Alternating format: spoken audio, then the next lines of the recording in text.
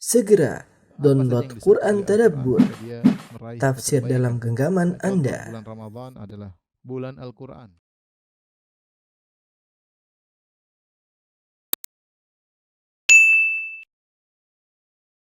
Bismillahirrahmanirrahim. Assalamualaikum warahmatullahi wabarakatuh. Alhamdulillahi ala ihsanih wa syukru lahu ala taufiqihi wa amtinanih. Wa asyhadu an la ilaha illallah wahdahu la syarika lahu ta'ziman li sya'nih. Wa asyhadu anna Muhammadan abduhu wa rasuluhu da'ila ridwani. Allahumma salli alaihi wa ala alihi wa ashabihi wa ikhwanih. Para ikhwan dan akhwat, ya, Majelis Ta'lim Chance yang dirahmati Allah Subhanahu wa taala. Kita pada kesempatan kali ini akan bahas tentang orang-orang terpilih pada hari kiamat kelak yang akan dinaungi oleh Allah Subhanahu wa taala di padang mahsyar di hari yang sangat dahsyat. Kita tahu ketika hari kiamat kelak, ya, ada namanya hari kebangkitan, ya. Kata Allah Subhanahu wa taala, "Wa nufikha fis-sur." Ditiupkan sangkakala, ya. Kemudian ditiupkan sangka pertama, kemudian kedua, "Tsumma nufikha fi ukhra fa idahum qiyamun yanzurun." Kemudian ditiupkan sangkakala yang kedua, maka tiba-tiba tiba-tiba manusia kemudian keluar dari kuburan mereka, berdiri sambil menunggu. Ketika mereka keluar, kata Allah, "Yakhrujuna minal ajdathi ka'annahum jaradun muntashir." Mereka keluar dari kuburan-kuburan mereka seperti belalang yang tersebar. Kita tahu belalang kalau sudah datang ramai tersebar ke kanan ke kiri, bingung seperti orang yang bingung. Ya, dalam ayat yang lain kata Allah Subhanahu wa taala, ya, kal farashil mabthuth, ya, seperti laron yang bertebaran. Bingung, kaget dengan kondisi yang menakutkan tersebut, hari yang sangat dahsyat. Terbagi mereka ternyata dibangkitkan dalam kondisi yang mengenaskan, ya. Kata Nabi sallallahu alaihi wasallam, "Yuhsyarun nasu yaumal qiyamati hufatan uratan ghurlan buhman." Manusia dibangkitkan pada hari kiamat kelak dalam kondisi hufatan, dalam kondisi tidak memakai alas kaki. Uratan, dalam kondisi tidak berpakaian. Ghurlan, dalam kondisi belum disunat. Buhman, dalam kondisi tidak satu pun yang mereka bawa. Mereka dibangkitkan dengan kondisi kebingungan di hari yang sangat dahsyat, ya. Muhti'ina ila da', kemudian ada seruan yang manggil mereka untuk mereka berkumpul. Maka digiringlah manusia seluruhnya ke padang mahsyar. Semua manusia. Kata Allah Subhanahu wa taala, "Qul innal awwalina wal akhirin lamajmu'una ila miqati yaumin ma'lum." Katakanlah bahwasanya seluruh manusia yang dari awal sampai akhir, lamajmu'un, mereka akan dikumpulkan pada hari tersebut dengan pada waktu yang telah ditentukan, itu di padang mahsyar. Semuanya berkumpul manusia. Padatlah manusia ketika itu. Maka setelah mereka berkumpul di padang mahsyar, ya, dalam kondisi kebingungan, dalam kondisi ketakutan, ya, kemudian diturunkanlah matahari. Rasulullah SAW bersabda dalam hadis yang diriwayatkan oleh Al-Imam Muslim, "Tudna asy-syamsu yaumal qiyamati minal khalqi." Maka matahari diturunkan pada hari kiamat kelak dekat dengan manusia, hatta takuna minhum kamiqdari mil, sehingga jarak antara matahari dengan manusia seukuran mil.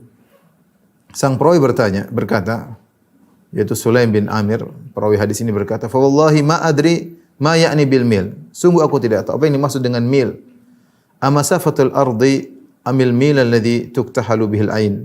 Apakah mil maksudnya jarak matahari dengan bumi adalah 1 mil, maksudnya jarak 1 mil sekitar 1,8 kilo atau 1,6 kilometer, matahari dengan jarak dekat. Ataukah yang dimaksud dengan mil adalah alat yang digunakan untuk memakai celak, yaitu matahari sangat dekat dengan manusia.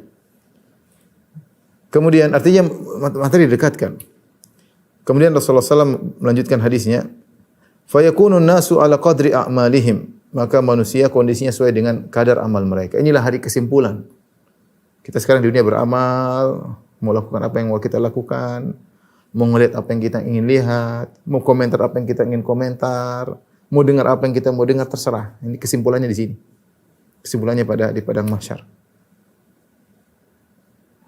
Kata Nabi sallallahu alaihi wasallam, "Fayakunun nasu ala qadri a'malihim." Maka manusia berdasarkan kadar amal mereka, fil araq, pada keringat, ya. Ya, semakin tinggi imannya keringat semakin sedikit, semakin rendah imannya keringat semakin parah, semakin banyak. Semakin dia merasakan panas yang amat sangat. Faminhum man yakunu ila ka'baihi, di antara mereka ada yang keringatnya sampai di kedua mata kakinya. Ini imannya bagus, ya, keringat cuma sampai kedua mata kakinya. Wa minhum man yakunu ila rukbatayhi, di antara mereka ada yang lebih kepanasan. Mataharinya sama, jarak dengan manusia sama, tapi mereka merasakan perbedaan. Ini Allah Maha Kuasa atas segala sesuatu. Ya, oleh karenanya para ulama banyak menyatakan kalau sudah bicara tentang alam akhirat, jangan dikiaskan alam dunia. Itu bagaimana kok bisa beda-beda, kok keringat beda-beda? Ini urusan Allah Subhanahu. Bagaimana yang lain bisa merasakan yang panas yang lebih parah daripada yang lain? Urusan Allah Subhanahu wa taala. Wa minhum man yakunu ila rukbatayhi, di antaranya ada yang keringatnya sampai ke dua lututnya. Wa minhum man yakunu ila haqwayhi, di antara mereka ada yang keringatnya sampai ke pinggangnya. Wa minhum man yuljimuhul araqu iljaman, dan di antara mereka ada yang keringatnya sampai ke mulutnya. Wa asyara Rasulullah sallallahu biyadihi ila fihi, dan Rasulullah sallallahu menunjukkan tangannya ke arah mulutnya.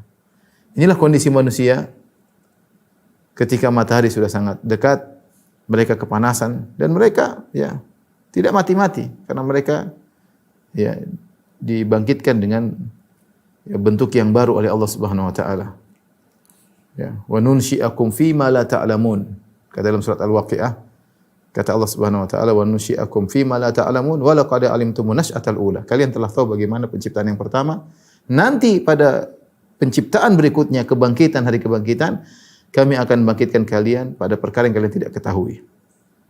Manusia dibangkitkan dengan kondisi mereka kuat.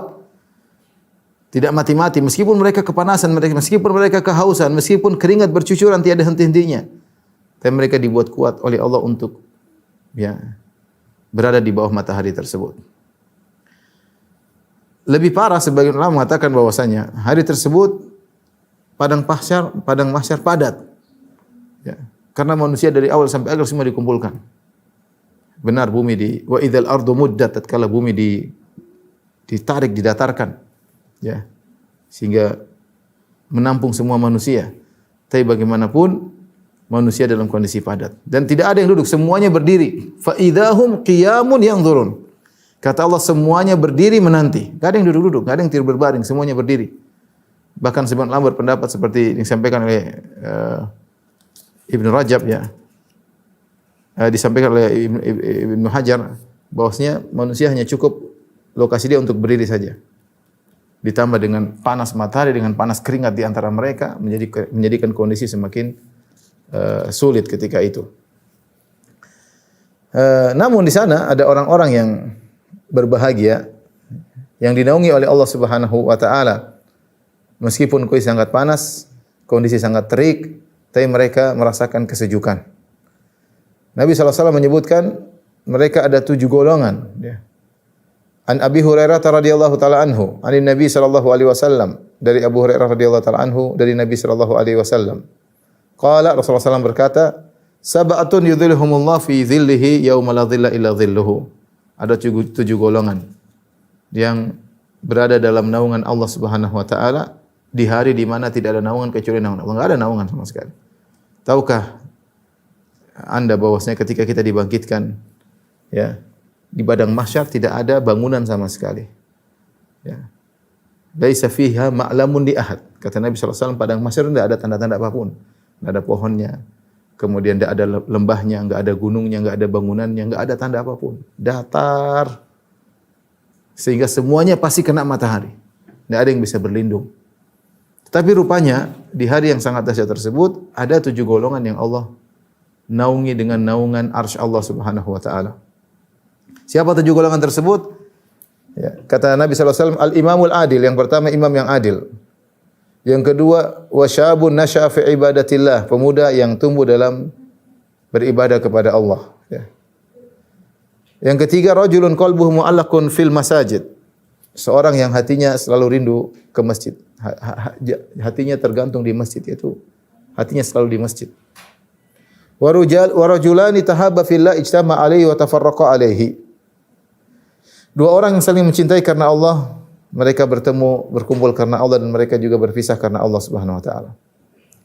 Itu yang keempat. Yang kelima, wa rajulun da'atum ra'atun dzatu mansibin wa jamalin, seorang laki yang dirayu oleh seorang wanita yang memiliki kedudukan dan cantik jelita. Faqala inni akhafullah, dan dia berkata aku takut kepada Allah. Yang keenam, rajulun tasaddaqa bi sadaqatin fa akhfaha. Seorang yang bersedekah dengan tangan kanannya, ya. Fa akhfaha, kemudian dia sembunyikan sedekahnya. Hatta la ta'lama shimaluhu ma tunfiqu yaminuhu, sampai tangan kirinya tidak tahu apa yang diinfakkan oleh tangan kanannya. Yang terakhir, yang ketujuh, wa rajulun dzakarallaha khaliyan fa fadat aynah. Seorang yang dia bersendirian kemudian dia mengingat Allah Subhanahu wa taala, maka kemudian kedua matanya mengalirkan air mata. Ini 7 golongan adalah orang-orang spesial yang mendapat naungan Allah pada hari kiamat kelak, yaitu naungan arsy Allah, di mana orang-orang pada kesulitan, kepanasan, keringat bercucuran, namun mereka 7 golongan ini mendapatkan kebahagiaan. Ikhwan dan akhwat yang dirahmati Allah Subhanahu wa taala, ya. Yang dimaksud dengan naungan Allah datang dalam sebagian riwayat maksudnya adalah dhilli arsyihi, yaitu naungan arsy Allah Subhanahu wa taala. Ya, bukan sifat Allah, tapi naungan arsy Allah. Atau pendapat kedua mengatakan adalah ada naungan yang Allah ciptakan, yang kemudian naungan tersebut mendatangi orang-orang 7 golongan tadi, sehingga mereka meskipun dalam kondisi sangat terik, mereka masih merasakan keteduhan. Ya.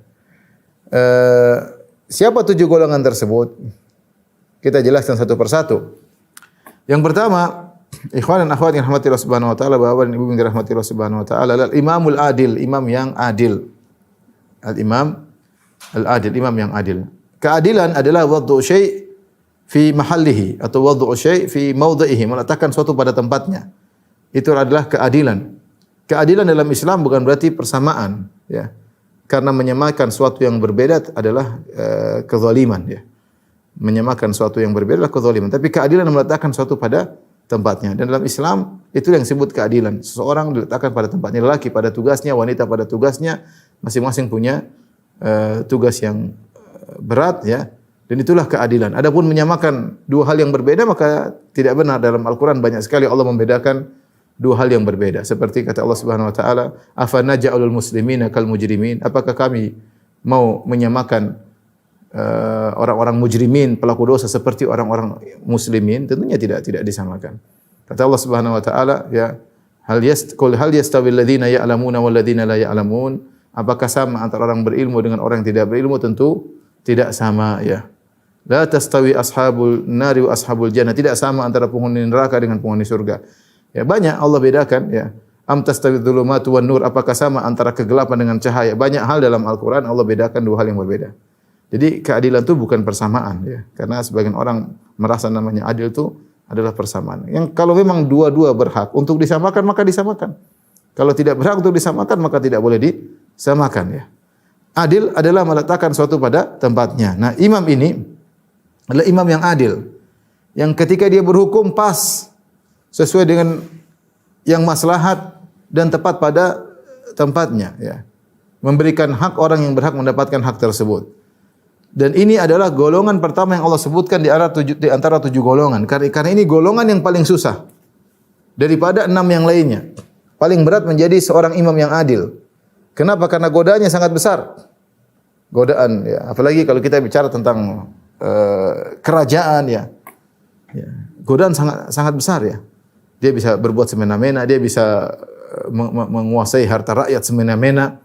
Dia bisa mendolimi orang semena-mena, dia bisa melakukan kemaksiatan seenaknya, ya. Ini adalah godaan yang sangat berat, ya. Namun kalau dia menjadi seorang imam yang adil, maka dia sangat paling mulia. Kenapa? Karena kemaslahatan yang akan didapatkan mengenai banyak orang. Bayangkan adalah seorang penguasa yang adil. Taruhlah seorang raja atau presiden, kemudian rakyatnya 100 juta. Kemudian dia adil, maka yang merasakan maslahat dari keadilannya 100 juta orang. Dan Rasulullah SAW bersabda, khairukum anfa'ukum linnas. Sebaik-baik kalian yang paling beri manfaat kepada manusia. Ketika 100 juta orang mendapatkan manfaat dari dia dengan syarat dia ikhlas kepada Allah Subhanahu wa taala, maka tentunya pahalanya sangat besar. Maka jadilah dia orang paling utama, paling mulia, ya. Tetapi sebaliknya jika ternyata dia tidak adil, dia berbuat zalim, kemudian kezalimannya berdampak pada 100 juta orang, maka musibah besar bagi dia. Tidak sama kita menzalimi 1 orang, 2 orang dengan kita menzalimi 100 juta orang. Makanya sebenarnya jabatan, ya, ini bisa jadi nikmat, bisa jadi musibah. Tergantung seseorang menggunakan jabatan tersebut. Kalau dia berusaha seadil-adilnya, maka dia bisa menjadi orang paling mulia di sisi Allah Subhanahu wa taala, mengalahkan 6 golongan yang lain. Makanya Ibnu Taimiyah rahimahullahu taala ketika berbicara tentang Al-Imamul Adil, beliau berkata, "Fa idza ijtahada ar-ra'i", kalau seorang pemimpin bersungguh-sungguh fi islahi dinihim, perhatian terhadap agama rakyatnya, dia berusaha perhatian. Wa dunyahum, dan juga perhatian terhadap dunia rakyatnya, ekonominya diperhatikan. Biasa bil imkan, sesuai dengan kemampuannya.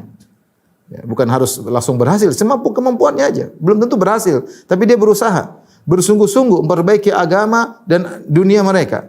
Kana min afdali ahli zamanihi, maka jadilah pemimpin tersebut termasuk orang yang paling mulia di zamannya. Wa kana min afdalil mujahidin fi sabilillah, dan dia adalah orang yang mujahid terbaik di zamannya. Subhanallah, Ibnu Taimiyah mengatakan wa kana min afdalil mujahidin fi sabilillah, termasuk mujahid terbaik fi sabilillah. Jadi karenanya ketika Nabi menyebutkan 7 golongan, yang Nabi sebutkan yang pertama adalah Al-Imamul Adil. Maka jabatan memang kalau bukan nikmat adalah musibah, ya. Al-Imam Ibnu Hajar rahimahullahu taala ketika menjelaskan tentang Imam Adil yang dimaksud bukan berarti harus Al-Imamul Azam, bukan berarti harus raja, bukan harus presiden, tidak harus. Ya, tentu semakin tinggi kedudukannya semakin berat tanggung jawabnya. Tetapi kata beliau mencakup imam-imam yang di bawahnya, pemimpin seperti gubernur, seperti wali kota, seperti bupati, seperti camat, ya. Ya, ini juga termasuk. Bahkan kata Ibnu Hajar, seorang, ya, pemimpin di rumah, dia adil dalam mensikapi keluarganya, mensikapi anak dia adil, mensikapi kalau dia punya istri lebih dari satu, dia adil dalam mensikapi istri-istrinya, maka dia juga masuk dalam hadis ini. Tapi tentu kadar berbeda dengan Al-Imamul Azam, berbeda dengan orang yang di bawah dia ada 100 juta, 200 juta, berbeda. Tetapi dia bisa mendapatkan, ya, pahala dari sisi keadilannya di ruang lingkup kekuasaannya, bahkan dalam rumah tangga. Dalilnya apa? Kata Ibnu Hajar, dalilnya sabda Rasulullah SAW, "Innal muqsitina indallahi ala manabira min nur." Sungguhnya orang-orang yang adil berada di sisi Allah pada hari kiamat, kelak di atas mimbar-mimbar yang terbuat dari cahaya. Kemudian Rasulullah menjelaskan mereka itu adalah alladzina ya'dilun fi hukmihim, yaitu orang-orang yang adil dalam hukum mereka, wa ahlihim, dan dalam keluarga mereka, wa mawullu, dan apa saja urusan yang diserahkan kepada mereka. Ini dalil bahwasanya yang dimaksud dengan imam yang adil memang paling top, yang pertama adalah presiden, raja, setelah itu kemudian gubernur atau menteri atau yang punya bawahan yang banyak. Namun termasuk juga imam-imam kecil, bahkan imam dalam rumah tangga. Kepala sekolah misalnya, dia punya anak buah di bawah. Maka seorang dimanapun dia diberikan jabatan, dia berusaha untuk bersikap seadil-adilnya. Ya. Dan saya ingatkan orang-orang yang memiliki jabatan di kenegaraan, hati-hati. Ya. Kalau dia bekerja dengan sebaik-baiknya, dengan seadil-adilnya, maka dia bisa masuk dari golongan imam yang adil pada hari kiamat kelak. Namun kalau dia tidak adil, dia zalim, memanfaatkan jabatannya untuk kepentingan pribadinya, ya, untuk kemaslahatan kerabatnya, sementara masyarakat jadi korban, maka hati-hatilah, ya. Dia masuk di neraka jahanam. Kata Nabi SAW, "Inna rijalan yatakhawaduna fi malillahi bighairil haq falahumun naru yaumal qiyamah." Ada segolongan manusia, segolongan laki-laki yang mengelola harta negara, ya, yaitu harta Allah, maksudnya harta negara tidak sesuai dengan aturan, tanpa hak, untuk kepentingan pribadinya, mengorbankan kebahagiaan rakyat untuk kepentingan pribadinya. Falahumun naru yaumal qiyamah, maka mereka pantas masuk neraka pada hari kiamat kelak. Selama ini mereka mengorbankan kebahagiaan masyarakat untuk kebahagiaan pribadi, maka pada hari kiamat kelak kebahagiaan pribadi mereka akan dicabut dan mereka dimasukkan dalam neraka jahanam. Tapi itu yang pertama, imam adil. Yang kedua, syabun nasya'a fi ibadatillah. Pemuda yang tumbuh dalam beribadah kepada Allah Subhanahu wa taala. Ini golongan kedua, golongan yang sangat berat terutama di zaman sekarang ini. Di mana banyak pemuda ingin berleha-leha, ingin berfoya-foya, mumpung masih muda, mumpung belum ada tanggung jawab, mumpung belum menikah, masih jomblo. Banyak di antara mereka yang memuaskan keinginan mereka, ya. Sehingga kita bilang pantas masih muda, wajar masih muda. Sehingga mereka bermaksiat seakan-akan adalah suatu kewajaran. Ya. Oleh karenanya mendapati pemuda yang tumbuh dalam ketaatan kepada Allah, ini tidak mudah ya. Pemuda yang menundukkan pandangan, pemuda yang tidak berpacaran, pemuda yang mensucikan matanya dari menonton film-film yang ada di bertebaran, ya. Pemuda yang tidak kenal namanya drama-drama Korea, drama ini macam-macam tidak tahu ya. Pemuda yang tidak sibuk dengan menonton bola kesana kemari, enggak. Dia sibuk dengan beribadah kepada Allah. Apakah ada pemuda tersebut seperti ini? Ada, tapi jarang. Makanya dia spesial. Makanya dia spesial. Kalau kita udah tua-tua, udah lewat ya masanya. Kita bicara yang muda-muda. Yang muda-muda. Ya. Mereka, kesempatan di hadapan mereka untuk bersenang-senang, untuk membuang-buang waktu, membuang-buang umur mereka, ternyata dia tidak. Dia tidak. Dia sibukkan dirinya untuk menuntut ilmu. Dia sibukkan dirinya untuk belajar. Sebenarnya kalau kita lihat kisah-kisah para ulama, mereka masih muda, mereka sudah belajar. Imam Syafi'i, Imam Ahmad, Imam Ibn Manda, ya, banyak. Imam Ibn Manda kemarin saya sebutkan biografinya. Dia keluar umur 20 tahun, menuntut ilmu, balik lagi umur 60, subhanallah.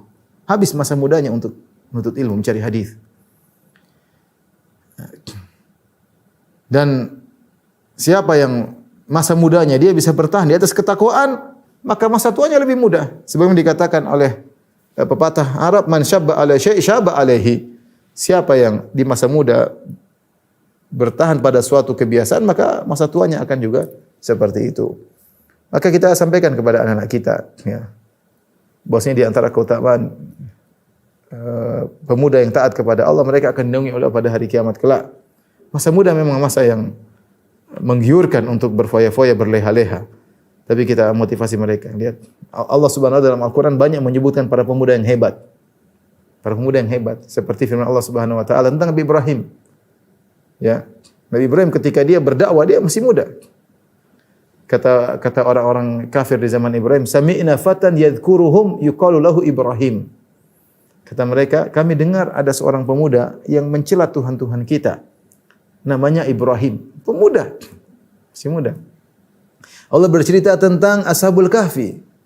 Sudah kita ceritakan dalam kajian tersendiri. Ashabul Kahfi itu siapa? Mereka anak-anak bangsawan. Bapak-bapak mereka adalah pejabat-pejabat. Ya. Tapi mereka memilih untuk bertakwa kepada Allah. Kata Allah, innahum fityatun amanu bi rabbihim wa zidnahum huda. Mereka adalah para pemuda yang beriman kepada Rabb mereka.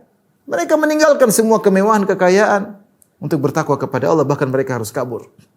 Siapa mereka? Innahum fityah. Mereka adalah para pemuda. Allah sebut tentang pemuda. Lihat Maryam, masih muda. Maryam, Allah sebutkan kisahnya bagaimana allati ahsanat farjaha, yang menjaga kemaluannya. Yang datang malaikat Jibril dalam bentuk lelaki yang sangat tampan, tapi dia menghindar. Dia menyangka ini adalah lelaki yang ingin menggodanya, ternyata tidak, tapi dia menjaga dirinya. Allah sebutkan kisah-kisah para pemuda dalam Al-Quran.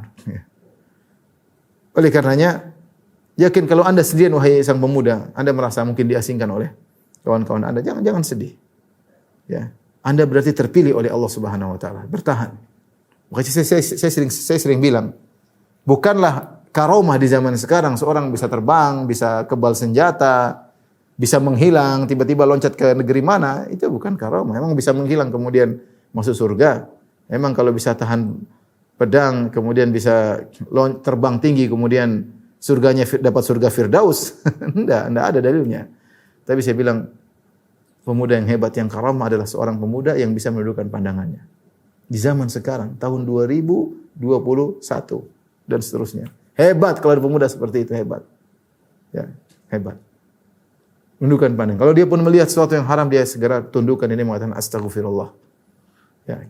Ini pemuda yang hebat, yang bertakwa kepada Allah Subhanahu wa taala, tidak ikut sebagaimana pemuda-pemuda yang biasanya. Maka pantas pada hari kiamat kelak Allah naungi pemuda seperti ini di dalam naungan Allah Subhanahu wa taala. Yang ketiga, rajulun qalbuhu mu'allaqun fil masajid. Yang ketiga adalah seorang yang hatinya selalu rindu untuk ke masjid. Hatinya terikat di masjid, disebut terikat di masjid. Maksudnya hatinya, dia pergi badannya kemana, hatinya di masjid. Qalb maksudnya jantung, jantungnya di masjid, badannya kemana, jantungnya tetap di masjid. Artinya apa? Dia selalu rindu untuk ke masjid. Dia rindu untuk mendengar lantunan azan dikumandangkan agar dia melangkahkan kaki menuju masjid. Kalau dia melangkah kaki menuju masjid, maka dia dengan penuh semangat. Sementara banyak orang ke masjid dengan langkah kaki yang sangat berat. Sementara banyak orang ketika mendengar azan kumandangkan azan subuh membuka mata terasa sangat berat. Sementara dia semangat. Dia bangun dengan semangat, melangkah kaki menuju masjid dengan semangat. Dia rindu ke masjid. Kalau bisa dipingin di masjid terus, tapi dia ada keperluan, ada kebutuhan, harus mencari nafkah, harus keluar. Tapi hatinya selalu ke masjid. Ya. Kalau kita sampai pada derajat ini, masya Allah, alhamdulillah. Ya.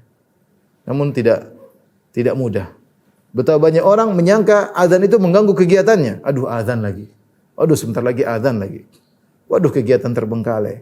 Waduh, rapat harus tertunda. Waduh, gimana ini? Jadi azan seakan-akan menghalangi kegiatannya.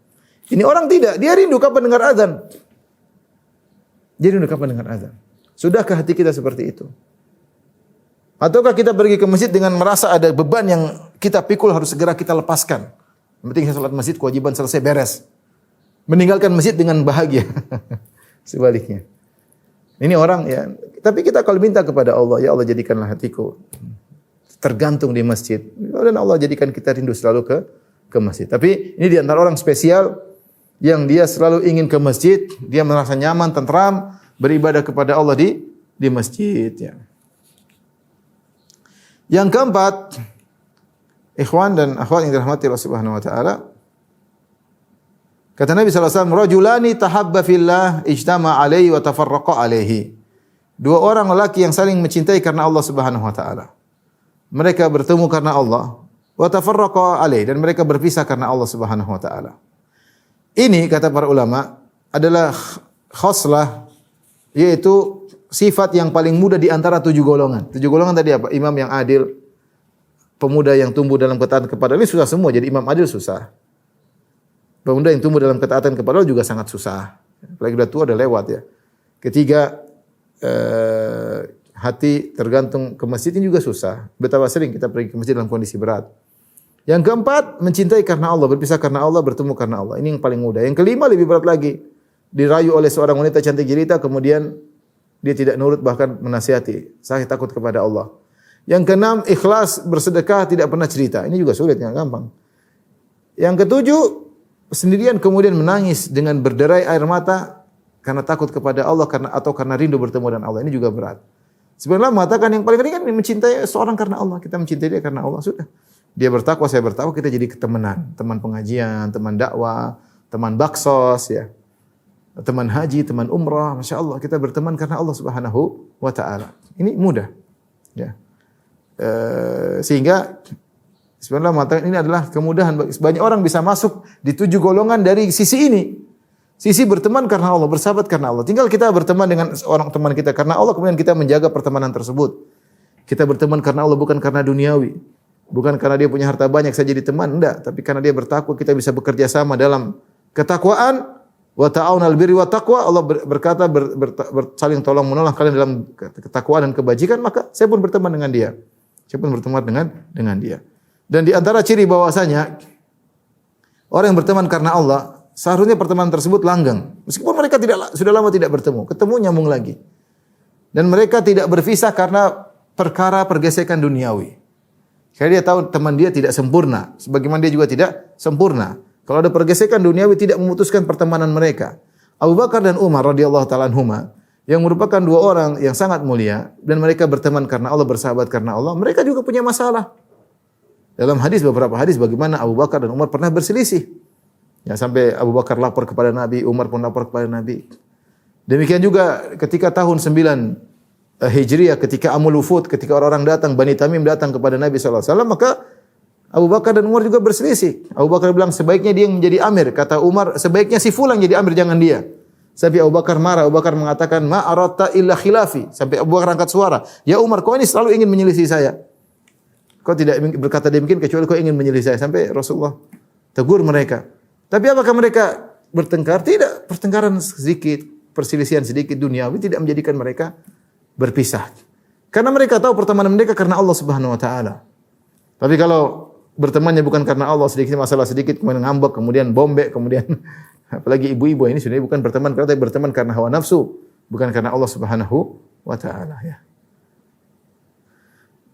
Nabi bersabda, rajulani tahabba fillah, dua orang lelaki yang saling mencintai karena Allah. Ijtama alai, gampang, mereka bersahabat, berkumpul karena Allah. Tapi yang kedua, wa tafarraqa alai, dan mereka berpisah karena Allah. Apa maksudnya? Mereka berpisah karena Allah.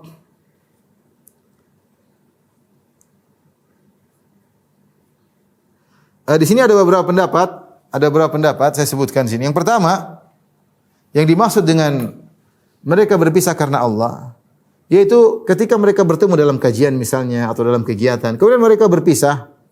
Meskipun mereka berpisah, mereka masih dalam kondisi saling mencintai, itu saling ingat di antara mereka. Meskipun hati mereka berpisah. Kita punya kawan-kawan, meskipun kita jauh, kita ingat dia. Kita ingat dia, kita masih saling mencintai. Jadi kecintaan tersebut bukan cuma di lokasi tadi. Meskipun sudah berpisah, mereka ijtama alai wa tafarraqa alai, mereka berpisah pun dalam kondisi saling mencintai karena Allah Subhanahu wa taala. Ini tafsir pertama. Tafsir yang kedua, yang dimaksud dengan berpisah karena Allah, maksudnya mereka terus bersahabat karena Allah dan tidak memisahkan mereka kecuali kematian. Mereka bersahabat terus sampai meninggal dunia. Ketika mereka meninggal dunia baru mereka terpisah. Ya. Selama belum ada yang meninggal, maka mereka terus bersahabat karena Allah. Persahabatan karena Allah pasti langgeng. Dan kita akan menghadapi, kita punya teman-teman, kemudian boleh tersingkir satu, terkikis satu, tidak sinkron, tidak cocok lagi. Dan akan kita punya teman-teman yang memang kita berteman dengan dia karena Allah, saling memahami, saling mengerti. Kita bergaul bukan karena hawa nafsu, tapi karena ada kegiatan yang mendekatkan kita berdua kepada Allah Subhanahu wa taala. Pendapat yang ketiga yang dimaksud dengan berpisah karena Allah, yaitu ketika seorang berteman dengan temannya, kemudian mengajak dia kepada kemaksiatan, maka dia pisah. Aku meninggalkan engkau karena Allah. Itu mungkin terjadi. Seperti sebagian orang berteman, kemudian dia ternyata temannya berubah, atau kemudian dia berhijrah, dia meninggalkan teman-temannya karena Allah Subhanahu wa taala. Dia takut kalau berteman dengan si fulan maka dia akan terpengaruh karena teman punya efek mengajak yang sangat kuat. Sebagian pepatah Arab mengatakan as-sahibus sahib, teman itu menggeret, ya. Jadi kalau temannya mulai berubah, temannya terjerumus dalam penyimpangan, dia nasihat tidak mau, dia tinggalkan.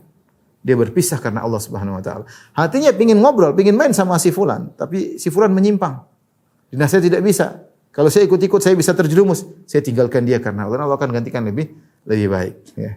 Itu di antara tafsiran berpisah karena Allah. Di antara tafsiran berpisah karena Allah, yaitu dia berteman dengan berkunjung kepada temannya, dia ngobrol, saling mencintai karena Allah, bahagia ketika ngobrol, tapi dia harus berpisah. Kenapa harus dia berpisah? Karena banyak privasi dia yang harus dia lakukan sendiri, tidak mungkin bersama dengan temannya. Dia melakukan privasi tersebut karena Allah Subhanahu wa taala. Contoh, dia harus mengurus anak istrinya karena Allah. Dia harus sholat malam. Dia harus ngaji. Kalau ngobrol terus kapan ngajinya? Kalau ngobrol terus sampai malam, kemalaman, akhirnya ngantuk, tidak bisa bangun malam. Ya. Kalau ngobrol terus sama teman, jalan sana, jalan kemari, duit habis, kapan mau sedekah? Kalau ngobrol sama teman terus, kapan mau ngobrol sama istri dan anak-anak? Maka meskipun dia mencintai temannya tersebut, ditinggalkan karena Allah. Tinggalkan nanti ketemu lagi. Ya. Ya, tinggalkan nanti ketemu lagi. Ya. Jadi bukan konsekuensi pertemanan karena Allah tiap hari ketemu. Enggak demikian. Enggak harus demikian. Apalagi datang dalam riwayat Rasulullah SAW bersabda, "Zur ghibban tazdad hubban." Kunjungilah sesekali, maka akan semakin menambah kecintaan di antara kalian. Ya. Kita bisa saja bertemu dengan seorang tiap hari, tapi kita lebih mencintai teman kita yang kita bertemu dengan dia jarang-jarang. Ya. Ada keperluan kita ketemu, ada keperluan yang enggak perlu. Kita punya privasi masing-masing, kita menghargai privasi dia dan dia menghargai privasi kita. Ini di antara tafsiran wa tafarraqa alaih. Mereka berpisah karena Allah Subhanahu wa taala. Saya ulangi, jadi ada beberapa tafsiran. Yang pertama, berpisah karena Allah maksudnya meskipun berpisah tetap hati saling mencintai, kecintaan mereka tidak terfokus pada tempat pertemuan mereka. Yang kedua, maksudnya mereka bersahabat sampai meninggal dunia. Yang ketiga, maksudnya jika ada di antara mereka berubah kondisi, terpengaruh dengan pemikiran yang menyimpang atau yang sesat, kemudian ditegur tidak mau, takut terpengaruh, dia tinggalkan temannya tersebut. Kemudian yang keempat, di antaranya tadi dia harus berpisah karena masing-masing ada punya privasi yang harus dia kerjakan. Beribadah kepada Allah, untuk ngaji, tilawah sendiri, baca tafsir, untuk ikut pengajian, untuk mengurus anak istri, untuk sholat malam, dan lain-lain. Taib. Yang kelima,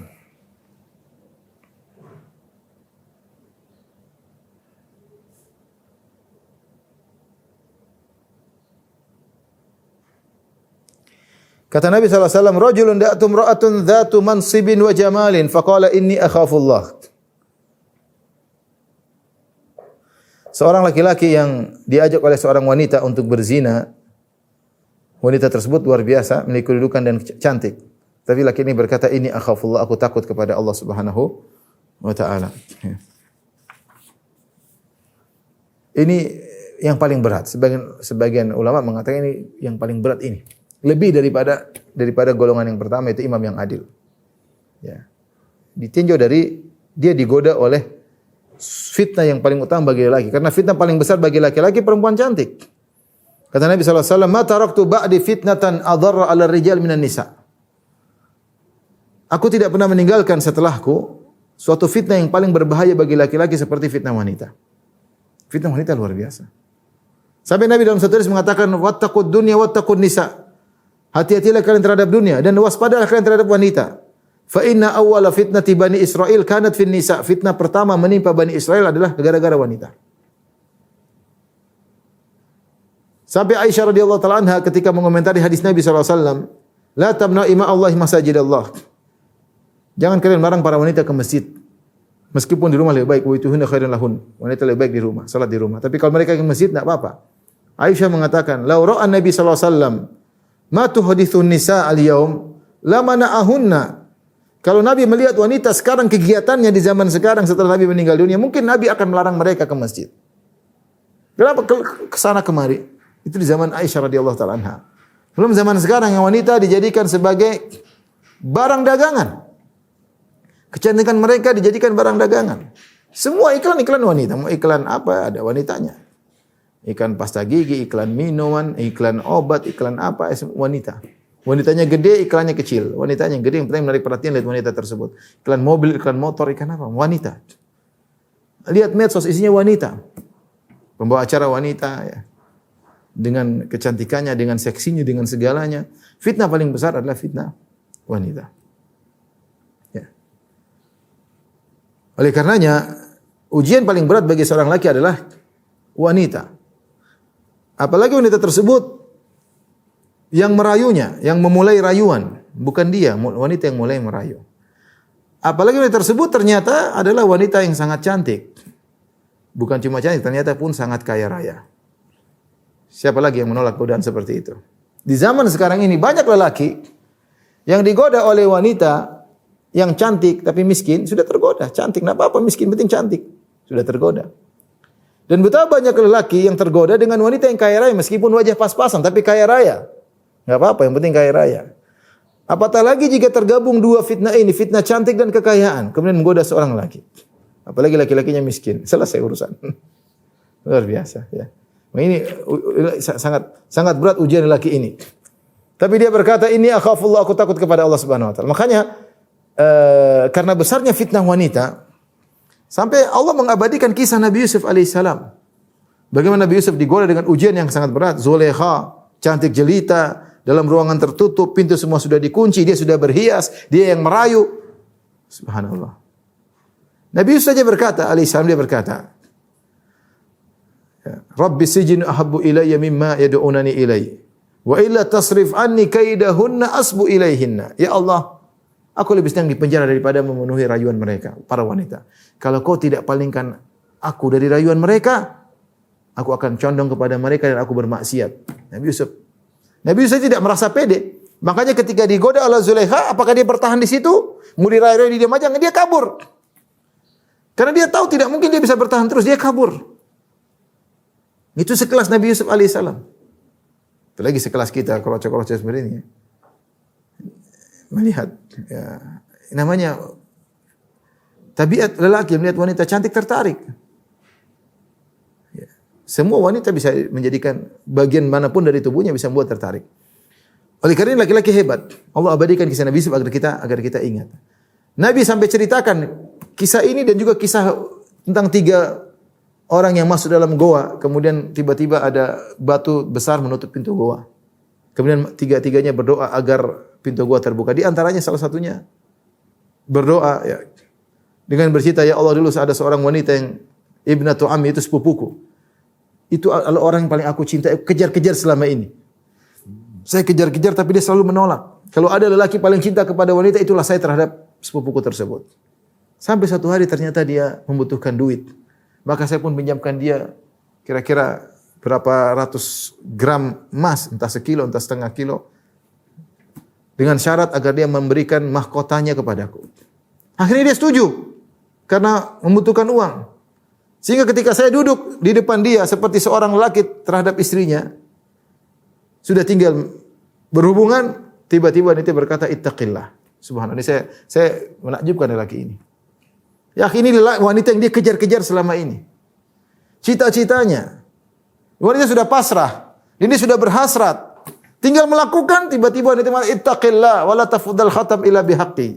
Bertakwalah kepada Allah. Jangan kau melakukan hubungan kecuali dengan haknya.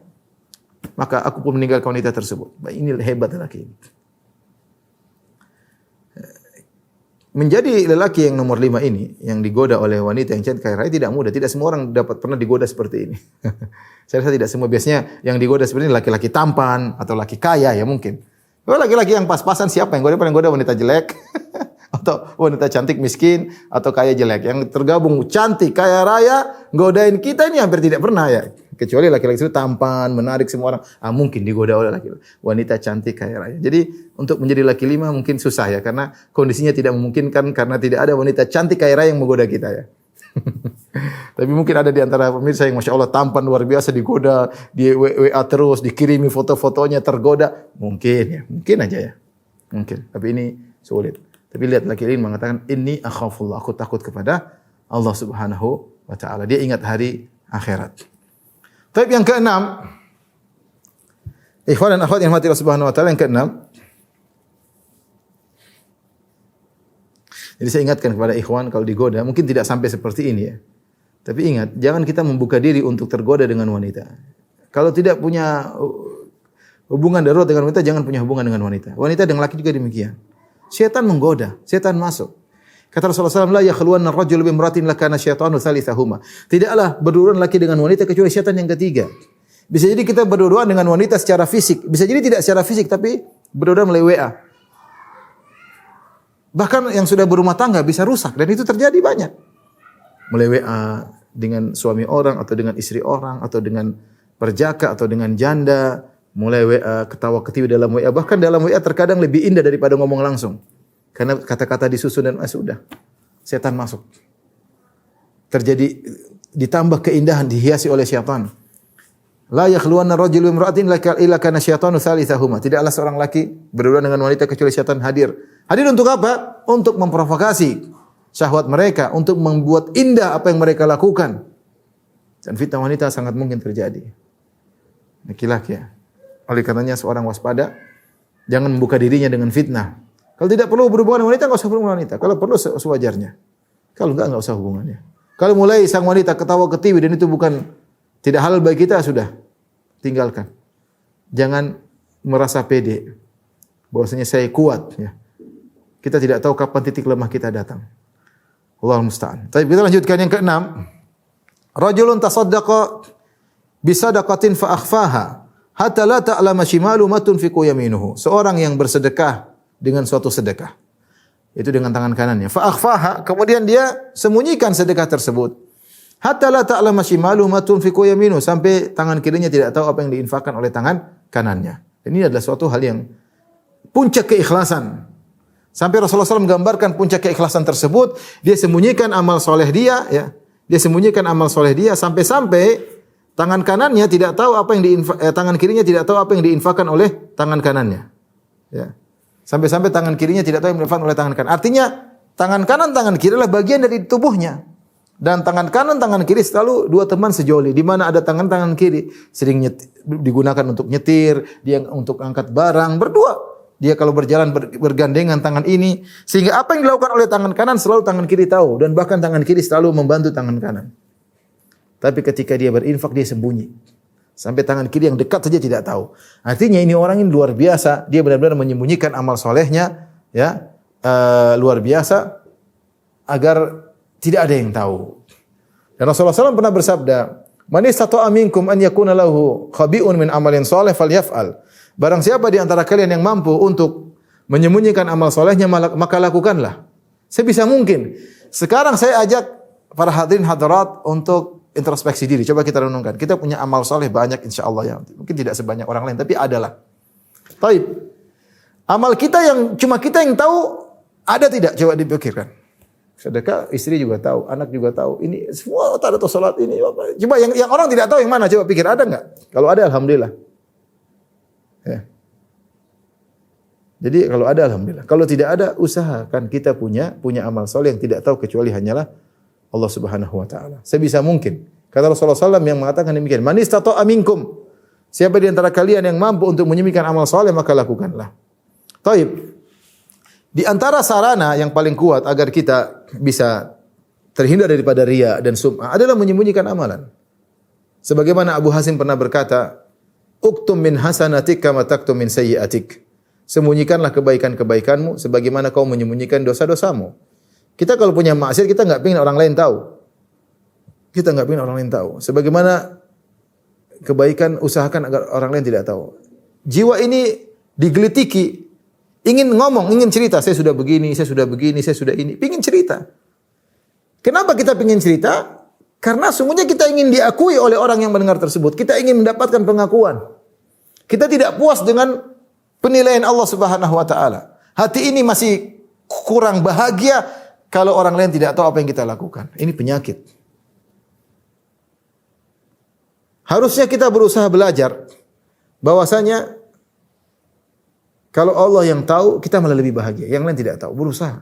Saya amal soleh yang lain tidak tahu, hanya Allah yang tahu. Kita kalau bisa seperti itu, kita harusnya bangga. Alhamdulillah, dalam maksudnya, alhamdulillah ya Allah kau berikan aku kemudahan untuk melakukan suatu amal soleh yang orang lain tidak ada yang tahu. Itu memang sulit ya. Tapi kalau bisa itu yang terbaik. Makanya menjadi orang yang spesial. Dia beramal soleh, bersedekah sampai tangan kirinya pun tidak tahu. Maka kalau kita lihat bagaimana para salafus soleh dahulu, mereka bersusah payah untuk menyembunyikan amal soleh mereka. Bersusah payah, bukan bermudah. Mereka bersusah payah. Ada yang baca Quran, kalau yang lihat sampai nutup baju, menutup Qurannya. Ada yang berjihad dengan menutup wajahnya agar tidak ketahuan. Ada yang berpuasa, keluarganya enggak tahu. Pagi-pagi dia sudah sahur, kemudian dia berpuasa, istrinya enggak tahu, dia minta dibawakan sarapan, sampai di pasar dia kasih orang.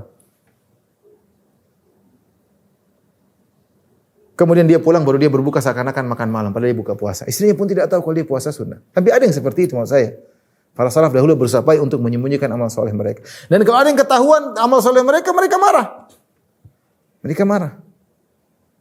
Betul kita baca asar para salaf, kalau ada yang tahu, dia bilang, jangan cerita sama orang pun. Kalau saya meninggal, kau boleh cerita. Kalau sekarang enggak boleh. Dia enggak mau, dia takut riya. Takut riya. Di antara mereka ada yang salat malam, setelah salat malam, kemudian pagi-pagi dia pura-pura tidur, kemudian dia bangun baru enak sekali tidur saya. Padahal dia salat malam. Agar orang menyangka dia tidak salat malam. Sampai seperti itu mereka menyembunyikan amal soleh mereka. Bersusah payah untuk menyembunyikan amal soleh mereka. Zaman sekarang, orang-orang bersusah payah untuk men-share dan mempublish amal soleh mereka. Bersusah payah untuk men-share dan mempublish amal soleh kita. Makanya perbedaan kita dengan salaf cuma beda tipis, tinggal tangannya dibalik. Beda tipis. Kalau mereka dulu berusaha payah untuk menyembunyikan amal soleh, sekarang berusaha payah untuk pencitraan. Semua amal kita dilihat orang. Taib, mungkin ada yang berdalih untuk motivasi. Oke lah, mudah-mudahan kalian benar untuk motivasi. Ya, kita menyatakan ini bukan berarti untuk menuduh orang riya, enggak. Kita untuk diri kita sendiri. Waspada. Jika para salaf dahulu takut riya, kemudian kita merasa tidak takut. Kalau para salaf dahulu yang takwanya luar biasa, tidak merasa aman dari riya dan ujub, kemudian sekarang kita merasa aman, hendaknya kita waspada. Hendaknya kita waspada. Oleh karenanya yang memotivasi kita untuk menyembunyikan amal, karena pahala ibadah yang tersembunyi lebih besar daripada ibadah yang nampak. Kecuali kita dibolehkan menampakkan ibadah kalau ada masalah, tapi asalnya ibadah yang tersembunyi lebih besar. Contoh sedekah, kata Allah Subhanahu wa taala dalam surat Al-Baqarah ayat 271, "In tubudus shadaqati fa ni'mahi." Kalau kalian menampakkan sedekah kalian maka itu baik, enggak ada masalah, yang penting ikhlas. Tetapi wa in tukhfuha, tapi kalau kalian sembunyikan sedekah kalian, wa tu'tuhal fuqara, dan kalian berikan kepada para fuqara, fa huwa khairul lakum, maka itu lebih baik bagi kalian. Disembunyikan lebih baik. Wa yukaffiru ankum min sayyi'atikum, dan Allah akan mengampuni dosa-dosa kalian kalau kalian menyembunyikan amal soleh kalian. Wallahu bima ta'maluna khabir. Allah tutup ayatnya dengan mengatakan Allah Maha mengetahui apa yang kalian lakukan. Jadi sedekah kalian sembunyikan, Allah Maha tahu. Yang penting Allah tahu, selesai. Jadi kalau kita bersedekah, bismillah, kasih, ya Allah sudah tahu, selesai urusan. Orang enggak tahu lebih baik daripada orang tahu. Sampai di antara para ulama yang mengatakan di antara menyembunyikan sedekah yang tersembunyi adalah kita membeli tanpa harus menawar. Kita bisa tawar, kita tahu, tapi kita enggak tawar, kasih aja sudah. Kita niatkan untuk sedekah yang tidak kita tawar terus, padahal bisa ditawar, kita tawar, tapi kita tidak perlu tawar, ya, itu sedekah tersembunyi. Yang terakhir, ikhwan dan akhwat yang dirahmati Allah Subhanahu wa taala, rajulun dzakarallaha khalian fafadat aynah. Seorang yang dia mengingat Allah sendirian, fafadat aynah, dan kemudian matanya mengalirkan air mata. Dalam sebagian riwayat sampai air matanya jatuh ke tanah, yaitu benar-benar berderai air matanya sampai menetes di tanah, ya. Kenapa dia menangis? Ingat, di sini disebutkan khalian, sendirian. Dia bukan menangis di depan banyak orang. Bukan menangis ketika orang banyak melihat, sendirian. Dia salat malam sendirian, fi jawfil lail, di tengah malam. Istrinya lagi tidur, dia menangis di depan Allah. Menangis karena apa? Dua. Pertama, karena takut kepada Allah atau karena rindu bertemu dengan Allah Subhanahu wa taala. Dalam hadis kata Nabi sallallahu alaihi wasallam, "Ainani lam tamassuhuma an-nar." Dua mata yang tidak akan disentuh oleh neraka jahanam. Ainun bakat min khasyatillah wa ainun tahrusu fi sabilillah. Mata yang menangis karena takut kepada Allah dan mata yang begadang karena menjaga di perbatasan atau menjaga di jalan Allah Subhanahu wa taala. Ini dua mata tidak akan disentuh oleh api neraka. Maka seorang berusaha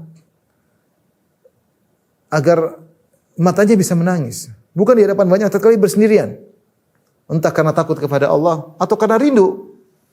Di antara doa Nabi sallallahu alaihi wasallam, "As'aluka ladzatan nadhari ila wajhik wa syauqa ila liqa'ik." Ya Allah, aku mohon kepada Engkau kelezatan mandang wajahmu, wa syauqa ila liqa'ik, dan kerinduan untuk bertemu denganmu. Ya. Fi ghairi dhara'a mudhirra wala fitnatin mudhillah. Ya, aku ingin perasaan itu hadir bukan dalam kondisi lagi fitnah besar, pengin mati, dalam kondisi sakit, dalam kondisi nyaman. Tetap ada kerinduan ketemu Allah. Dalam kondisi nyaman, ya, ingin melihat wajah Allah Subhanahu wa taala. Kita minta kepada Allah agar hati kita diberikan kerinduan kepada Allah Subhanahu wa taala. Saking rindunya sampai seorang bisa menangis, saking rindunya bertemu dengan Allah Subhanahu wa taala. Ini juga disebutkan oleh para ulama, ada nilai keikhlasan, karena menangis itu bisa ikhlas, bisa juga tasannu, bisa juga riya.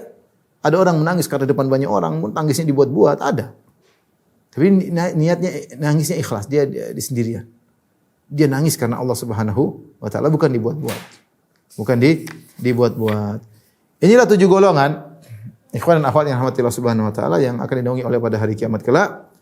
Ada beberapa catatan. Yang pertama, dalam hadis Rasulullah mengatakan rajulun, seorang laki. Namun kata para ulama tidak ada mafhumnya, artinya wanita juga masuk. Kalau seorang wanita kemudian misalnya menjadi mudirah, menjadi kepala sekolah wanita, sekolah akhwat misalnya, kemudian dia adil, maka termasuk juga, ya. Contoh, ya. Kemudian misalnya lelaki berteman karena Allah, berpisah karena bisa dua wanita yang berteman karena berpisah karena Allah. Jadi bukan cuma laki-laki, perempuan juga. Contoh misalnya rajulun, agak susah, rajulun qalbu mu'allaqun fil masjid. Seorang laki yang hatinya tergantung di masjid, kata para ulama, kecuali ini, karena wanita yang terbaik adalah di rumah. Tapi bisa diartikan wanita yang selalu rindu untuk sujud. Seperti kata Syekh Utsaimin rahimahullahu taala. Itu wanita yang rindu untuk sujud. Kalau sudah sujud dia tenang, senang ibadah salat. Mudah-mudahan termasuk dalam 7 golongan tersebut.